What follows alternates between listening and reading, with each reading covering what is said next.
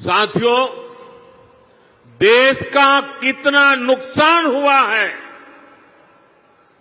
इसका एक बहुत बड़ा उदाहरण हमारा शिपिंग सेक्टर है। आप भी जानते हैं कि भारत सदियों से दुनिया की एक बड़ी समुद्री ताकत था। हम दुनिया में शिप बिल्डिंग के सबसे बड़े सेंटर हुआ करते थे। भारत के तटीय राज्यों में बने जहाज देश और दुनिया के व्यापार कारोबार को गति देते थे। यहां तक कि आज से 50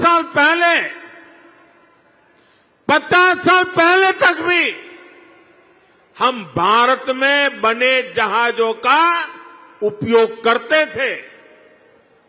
उस दौर में भारत का 40% से अधिक इंपोर्ट एक्सपोर्ट देश में ही बने जहाजों से होता था। लेकिन फिर देश का शिपिंग सेक्टर भी कांग्रेस की कुनीतियों का शिकार हो गया।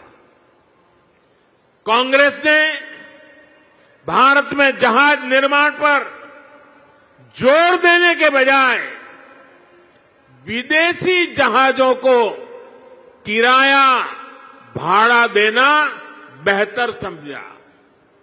इससे भारत में शिप बिल्डिंग इकोसिस्टम ठप हो गया। विदेशी जहाजों पर निर्भरता ये हमारी मजबूरी बन गया। परिणाम यह हुआ कि 50 साल पहले जहां 40% व्यापार भारतीय जहाजों पर होता था, वो हिस्सा घटकर सिर्फ 5% रह गया। यानी अपने 95% ट्रेड के लिए हम विदेशी जहाजों पर निर्भर हो गए। विदेशी जहाजों पर इस निर्भरता का हमें बहुत बड़ा नुकसान उठाना पड़ा। साथियों, मैं आज देश के सामने कुछ आंकड़े आप सबके सामने रखना चाहता हूं।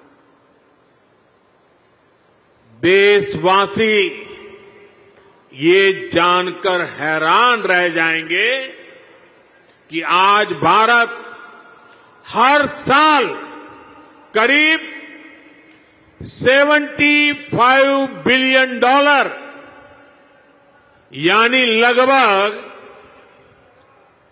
6 लाख करोड़ रुपए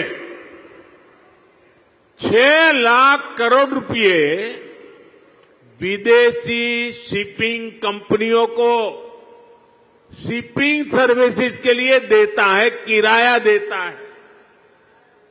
ये आज भारत का जितना डिफेंस बजट है, करीब करीब उतना पैसा किराए में दिया जा रहा है।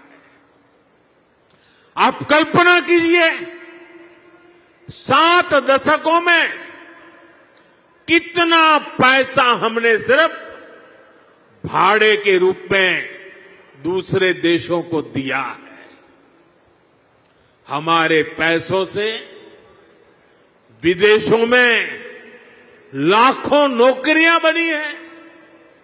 सोचिए, इतने सारे पैसे का अगर एक छोटा सा हिस्सा भी अगर पहले की सरकारें अपनी शिपिंग इंडस्ट्री पर लगाती,